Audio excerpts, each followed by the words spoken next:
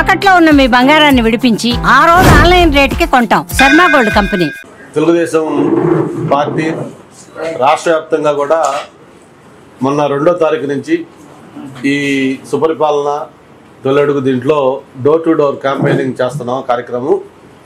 అందులో భాగంగా మినిస్టర్స్ అందరిని కూడా కొన్ని కాన్స్టిట్యూన్సీలు వాళ్ళకి అలాట్ చేయడం జరిగింది. అందులో భాగంగా మన భీమిలీకి మినిస్టర్ గారు ఈరోజు రావడం జరిగింది. ఇప్పుడు ఇక్కడి నుంచి ఏదైతే ఆనందపురం మండలంలో గిడిజాల గ్రామంలో ఆ డోర్ టు డోర్ కార్యక్రమంలో మంత్రి గారితో పాటు పార్టీ నాయకులు కార్యకర్తలందరూ కూడా పాల్గొంటూ ఉన్నారు. ఆ సందర్భంగా మినిస్టర్ గారు వచ్చారు, ఆయన మీతో మాట్లాడతారు. అయితే ఆయన మాట్లాడే ముందు ఒక 2 విషయాలు. రాష్ట్రంలో జరుగుతున్న పరిణామాలు మనం చూస్తూ ఉన్నాం.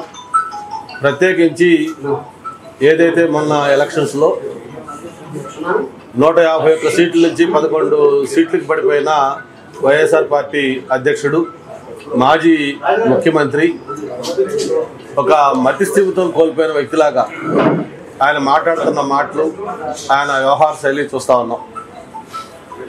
ఒక ముఖ్యమంత్రిగా చేసిన వ్యక్తి, ఒక పార్టీకి అధ్యక్షుడిగా ఉన్న వ్యక్తి, మరి ఆయన ఏం భాష మాట్లాడుతూ ఉన్నారు, ఆయన మాట్లాడే భాషను చూసుకున్న తర్వాత వాళ్ళ పార్టీ నాయకులు ఏం మాట్లాడుతూ ఉన్నారు, ఇవన్నీ కూడా మనం ఒకసారి గమనించాలి. నిన్నగాక మొన్ననే వాళ్ళ పార్టీ నాయకులు, ఒక ఆయన మాజీ మంత్రి, ముఖ్యమంత్రి గారి గురించి 76 సంవత్సరాలు, ఇంకా ఎన్నేళ్ళు ఉంటాడు, ఇంకెన్నేళ్ళు బతుకుతాడు అని చెప్పి మాట్లాడడం జరిగింది. అంటే నిజంగా ఎంత అవమానకరంగా అతను మాట్లాడుతున్నాడంటే, ఒక సభ్య సమాజం సిగ్గుపడే విధంగా ఒక పార్టీ అధ్యక్షుడు, అలాగే ఒక ముఖ్యమంత్రిగా ఈరోజు దేశంలో అందరూ మన్ననలు పొందుతున్న వ్యక్తి, అటువంటి వ్యక్తి వయసును బట్టి ఆ వయసు తర్వాత ఎన్నేళ్ళు ఉంటాడని చెప్పి చివరికి ఆయన దీని గురించి మాట్లాడుతున్నారంటే వాళ్ళ సంస్కారం ఎలా ఉందో అర్థం చేసుకోవచ్చు. సరే, ఆయన ఏదో మాట్లాడాడు మాజీ మంత్రి అనుకుంటే, ఈరోజు సాక్షాత్తు జగన్మోహన్ రెడ్డి గారు కూడా నేను మాట్లాడుతూ ఇంకొక 3 ఏళ్ళు ఉంటే చంద్రబాబు ఎగిరిపోతాడట. అంటే అసలు ఏమి ఇది మాట్లాడుతున్నాడు కూడా అర్థం కాని విధంగా ఆయన మాట్లాడుతూ ఉన్నాడు. ఇట్లా చెప్పుకుంటే పోతే ఆ పార్టీలో అందరి కల్చర్ అంతే. నిన్నగాక మనం చూసాం, కొవ్వూరులో ఒక మహిళా ఎమ్మెల్యే పైన అక్కడ నాయకుడు ఎలా మాట్లాడారు. ఇవన్నీ కూడా వాళ్ళ సంస్కృతి. నేను అందుకే ఎప్పుడు చెప్తా ఉన్నాను మీకు, ఈ వైఎస్ఆర్ పార్టీ అనేది ఒక మునిగిపోయిన పడవ. ఇంకా అది ఆ పార్టీ అనేది మునిగిపోయింది. ఇక వాళ్ళకి అధికారం అనేది ఒక అందని ద్రాక్ష పండే. ఒక ఫ్రస్ట్రేషన్ పీక్లోకి వెళ్ళి ఆ నాయకులు ఏం మాట్లాడుతున్నారో మనం అర్థం చేసుకోవచ్చు. ఇలాగే కానీ కొనసాగితే భవిష్యత్తులో ఇప్పుడున్న 11 సీట్లు కూడా కోల్పోయి కేవలం 1 సీటుకి పరిమితం అయ్యే పరిస్థితి వస్తుంది.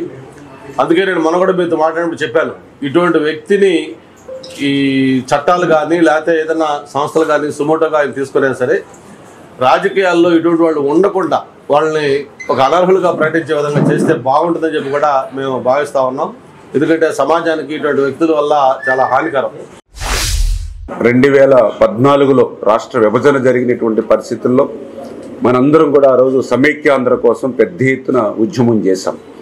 రాష్ట్ర విభజన జరిగితే రాష్ట్రం నష్టపోతుందని ఆలోచించాం. కానీ 2014లో రాష్ట్ర విభజన వల్ల కంటే కూడా 2019, 2024 5 సంవత్సరాల గత వైసీపీ పాలన వల్లే ఈ ఆంధ్రప్రదేశ్ రాష్ట్రానికి ఎక్కువ నష్టం జరిగినటువంటి పరిస్థితి. అటువంటి స్థితి నుంచి మళ్ళీ చంద్రబాబు నాయుడు గారు, పవన్ కళ్యాణ్ గారు, నరేంద్ర మోడీ గారు ఆశీస్సులతోటి మళ్ళీ గత ప్రభుత్వం చేసినటువంటి తప్పిదాలను ఒక్కొక్కటి సరిదిద్దుకుంటూ మళ్ళీ రాష్ట్రాన్ని గాడిలో పెడుతూ, ఎటువంటి పరిస్థితులు అంటే ఈవేళ రాష్ట్ర ఆర్థిక పరిస్థితి చూస్తే 24 అధికారంలోకి వచ్చే సమయానికి వెంటిలేటర్ మీద ఉన్నటువంటి పరిస్థితి ఆర్థిక స్థితి. అటువంటి వెంటిలేటర్ మీద ఉన్నటువంటి ఆర్థిక స్థితిని పూర్తిగా చక్కదిద్దామని చెప్పలేము. ఇప్పటికీ కూడా వెంటిలేటర్ మీద నుంచి ఐసీయూలోకి తీసుకురావడం జరిగింది. ఇప్పుడు ఇంకా మెరుగైనటువంటి చికిత్స ఆర్థికంగా స్థితికి అందించి మళ్ళీ ఐసీయూలో నుంచి రూమ్కి రావాలి, రూమ్ నుంచి ఇంటికి పంపించి, అంటే అటువంటి స్థితి నుంచి ఒక్కొక్కటి, అంటే పూర్వం మనం కూడా చూస్తూ ఉండేవాళ్ళం. లోక కళ్యాణం కోసం ఆ రోజు దేవతలు మరి అనేకమైనటువంటి యజ్ఞాలు యాగాలు చేసేటువంటి పరిస్థితి ఉండేది. ఆ యజ్ఞాల యాగాలని మరి ఆ రోజు ఉన్నటువంటి రాక్షసులు ఆ మాంసం ముద్దలు యాగాల్లోనూ ఆ యజ్ఞాల్లోనే వేసి ఆ యొక్క యజ్ఞఫలం ప్రజలకు అందించకుండా రాక్షసులు అడ్డుపడేటువంటి పరిస్థితి మనం చరిత్రలోనూ పురాణాల్లో చూసాం. అదేవిధంగా ఈరోజు కూడా ఆంధ్రప్రదేశ్ రాష్ట్రాన్ని మళ్ళీ రేపు 2047 లోపు మళ్ళీ తెలుగు జాతి ప్రపంచంలోనే నెంబర్ 1 స్థాయికి నిలపాలనేటువంటి ఆలోచనతో చంద్రబాబు నాయుడు గారు ఎంతో శ్రమించి పనిచేస్తూ ఉంటే ఈ రాష్ట్రంలో కనీసం ప్రతిపక్ష హోదా కూడా తెచ్చుకోలేనిటువంటి వ్యక్తి ఈరోజు అడుగడుగున కూడా ఆ మాదిరి రాక్షసత్వం ప్రదర్శిస్తూ అడ్డుపడుతున్నటువంటి పరిస్థితి మనందరం కూడా చూస్తూ ఉన్నాం. ఒక పక్క మీరు చూస్తూ ఉన్నారు పోలవరం ప్రాజెక్టు. ఆ రోజు ముఖ్యమంత్రి, ఆ రోజునటువంటి ఇరిగేషన్ శాఖ మంత్రులు ఏం చెప్పారు? పోలవరం ఎప్పటికీ పూర్తి కాదు, పోలవరాన్ని మనం చూడలేమని వాళ్ళు ఆ రోజు చెప్పినటువంటి పరిస్థితి. పోలవరం ఎవ్వరికీ అర్థం కాదు, ఎందుకంటే మాకే అర్థం కాలేదని చెప్పినటువంటి పరిస్థితి. ఆ రకంగా పోలవరాన్ని ప్రశ్నార్థకం చేసేసినటువంటి వాళ్ళు ఈరోజు మళ్ళీ పోలవరం గురించి మాట్లాడడం. నిన్న కూడా జగన్మోహన్ రెడ్డి గారు మాట్లాడుతూ ఏదైతే పోలవరానికి సంబంధించి 41 అదేవిధంగా 45 ఎత్తు గురించి మాట్లాడుతూ ఉన్నాడు. అసలు 2019 చంద్రబాబు నాయుడు గారు ముఖ్యమంత్రిగా ఉన్నంత వరకు ఎప్పుడైనా 41.15 అని కానీ 45.72 అని కానీ ఎక్కడైనా ఉందా ఆయన ముఖ్యమంత్రిగా ఉన్నంత కాలం?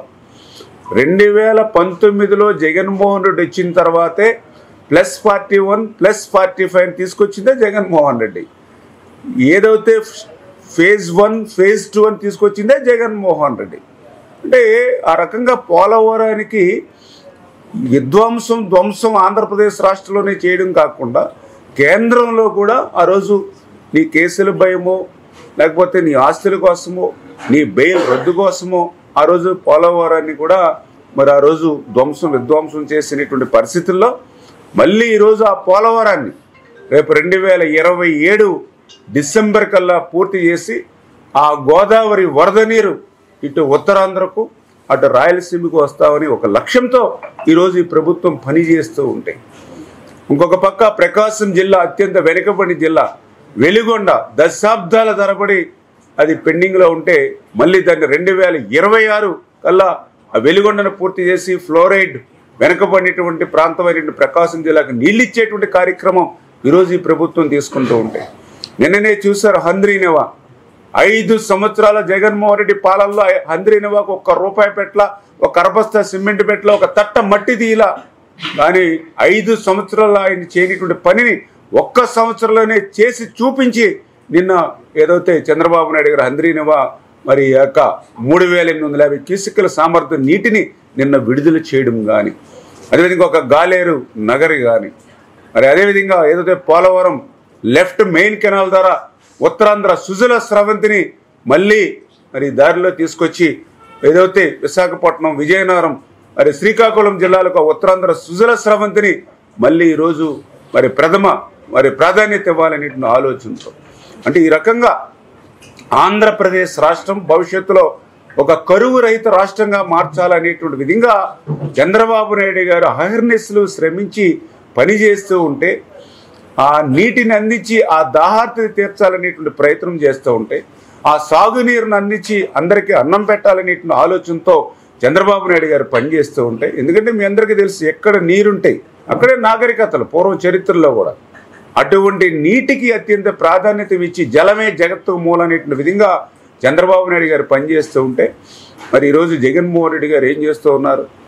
మరి మనం చూస్తూ ఉన్నాం, మరి తలకాయలకి మామిడికాయలకి కూడా తొక్కించుకుంటూ పోతున్నటువంటి పరిస్థితి. అంటే తలకాయలకి మామిడికాయలకి కూడా కనీసం అయినా తేడా కూడా గమనించినటువంటి పరిస్థితి. మరి ఆ రోజు నవమాసాలు మోసినటువంటి తల్లి అటువంటి బిడ్డను మరి కారు చక్రాల కింద టైర్ల కింద ఆ తలకాయలు తొక్కుకుంటూ పోతాడు. 6 కాలం కష్టపడి శ్రమించి పగలనక రాత్రనక పంట పండించినటువంటి మామిడికాయల్ని తొక్కించుకుంటూ పోతాడు. పైపెచ్చు మరి ఏదైతే ఆవు చేలో మేస్తే దూడ గట్టును మేదంటారు, అదేవిధంగా ఆ నాయకుడికి తగ్గ రీతిలోనే వాళ్ళ నాయకులు వాళ్ళ కార్యకర్తలు గంగమ్మ జాతరలో పొట్టేళ్లను నరికినట్టుగా నరికేస్తామంటారు, రప్ప అని నరుక్కుంటూ పోతామని చెప్తూ ఉంటారు. నిజంగా చాలా విచిత్రంగా ఉన్నటువంటి పరిస్థితి. ఏదైతే బెట్టింగ్ రాయలకి, మాఫియా గ్యాంగులకి, బ్లేడ్ బ్యాచ్ గంజాయి బ్యాచ్కి పరామర్శలతో సరిపెట్టట్లా, వాళ్ళకి విగ్రహాలు. అసలు ఆంధ్రప్రదేశ్ రాష్ట్రంలో కాదు, భారతదేశ చరిత్రలో ఇటువంటి గంజాయి, బ్లేడు, బెట్టింగ్ బ్యాచ్లకి విగ్రహాలు పెట్టినటువంటి చరిత్ర మరి ఈరోజు జగన్మోహన్ రెడ్డి గారిది, వైసీపీ నాయకుల్లోనే మనం చూస్తున్నటువంటి పరిస్థితి. అంటే ఏదైతే 2024లో వైనాట్ 175 అనేటువంటి పార్టీకి 11 స్థానాలు కూడా ఇవ్వనటువంటి ఆంధ్రప్రదేశ్ రాష్ట్ర ప్రజల మీద కూడా ఈరోజు జగన్మోహన్ రెడ్డి కక్ష సాధిస్తూ ఉన్నటువంటి పరిస్థితి ఈ సంవత్సర కాలంలో ఆయన వ్యవహార ధోరణిని చూసి మనందరికీ కూడా అర్థమవుతున్నటువంటి పరిస్థితి. అంచేత ప్రజలందరూ కూడా ఆలోచన చేసి మళ్ళీ ఈ రాష్ట్రాన్ని గాడిలో పెట్టేటువంటి విధంగా, రాష్ట్రాన్ని సస్యశ్యామలం చేసేటువంటి విధంగా ఒక పక్కన సాగునీరు, త్రాగునీరు అందిస్తూ, మరొక పక్క పెద్ద ఎత్తున పరిశ్రమలు, పారిశ్రామికవేత్తలు పొరుగు రాష్ట్రాలకి తరలిపోతాయి. ఎందుకంటే మీరు చూసారు, విశాఖపట్నంలోనే ఒక లూలు కంపెనీ కానీ, ఒక అమర్ రాజా కంపెనీ కానీ, ఒక కియో ఎక్స్టెన్షన్ కానీ, ఆఖరికి కడ్రాయర్ల కంపెనీ, జాకీ కంపెనీ కూడా ఈ ఆంధ్రప్రదేశ్ రాష్ట్రం వదిలిపోయినటువంటి పరిస్థితి. మళ్ళీ ఈరోజు ఈ రాష్ట్రంలో పెట్టుబడులు పెట్టండి అని అంటే జగన్మోహన్ రెడ్డి మళ్ళీ ఈ రాష్ట్రాల్లో రాడని గ్యారంటీ ఇవ్వండి అని అడుగుతున్నారు ఈవేళ పారిశ్రామికవేత్తలు. అటువంటి స్థితి నుంచి మళ్ళీ అటువంటి పారిశ్రామికవేత్తలు ఈరోజు రాష్ట్రంలోకి తీసుకొచ్చి అందులో కూడా ప్రత్యేకంగా చూసుకున్నారు. మీరు కూడా స్టీల్ ప్లాంట్, ఆ రోజు గంటా శ్రీనివాసరావు కూడా మరి స్టీల్ ప్లాంట్ ప్రైవేటీకరణకు వ్యతిరేకంగా ఆయన శాసనసభ సభ్యత్వానికి కూడా ఆ రోజు రాజీనామా సమర్పించినటువంటి పరిస్థితి. మరి ఆ రకంగా ప్రైవేటీకరణ వైపు స్టీల్ ప్లాంట్ పోతూ ఉంటే మళ్ళీ చంద్రబాబు నాయుడు గారు చొరవ తీసుకుని నరేంద్ర మోడీ గారి సహకారంతో మళ్ళీ 10,500 కోట్ల రూపాయలు మళ్ళీ ఆర్థిక సాయం స్టీల్ ప్లాంట్కి అందించి, ఈ రోజైనా కాదు గతంలో కూడా వాజ్పేయి గారు ప్రధానమంత్రిగా ఉంటే అటువంటి పరిస్థితి వస్తే ఆ రోజు స్టీల్ ప్లాంట్ కాపాడుకున్నది చంద్రబాబు నాయుడే, ఈ రోజు స్టీల్ ప్లాంట్ని కాపాడుకున్నది చంద్రబాబు నాయుడు గారే. మరి నువ్వేం చేసావు? 5 సంవత్సరాలు ఋషికొండని బోడిగుండి చేసినటువంటి పరిస్థితి. మరి ఒక విలాసవంతంగా ఒక 500 కోట్ల రూపాయలు పెట్టి ఆ రోజు ప్రజాధనాన్ని ఏ రకంగా ఎవరికి ఉపయోగపడినటువంటి విధంగా దుర్వినియోగం చేసినటువంటి పరిస్థితి. చాలాసార్లు మేము కూడా చర్చించాం. ఆ ఋషికొండ ఏదైతే ఉందో ఆ ప్యాలెస్ని ఏం చేయాలంటే అర్థం కానిటువంటి పరిస్థితి. కొన్ని ఏదైనా టూరిజంకి ఇద్దామా అని అంటే పెద్ద పెద్ద ఏదైతే బెడ్రూమ్స్ అంటే మరి 20 మంది 30 మంది ఉండేటువంటి బెడ్రూమ్స్ని మనం ఎట్లా మనం టూరిజంగా ఇవ్వగలుగుతాం? మరి అదేవిధంగా పెద్ద విలాసవంతమైన డైనింగ్ హాల్స్ అంటే టూరిజంకి ఇవ్వడానికి లేకుండా అవుతూ ఉంది. కొన్ని ప్రభుత్వం ఉపయోగించుకుందామంటే అంత విలాసవంతమైనటువంటి భవనాలు అవసరం లేనటువంటి పరిస్థితి.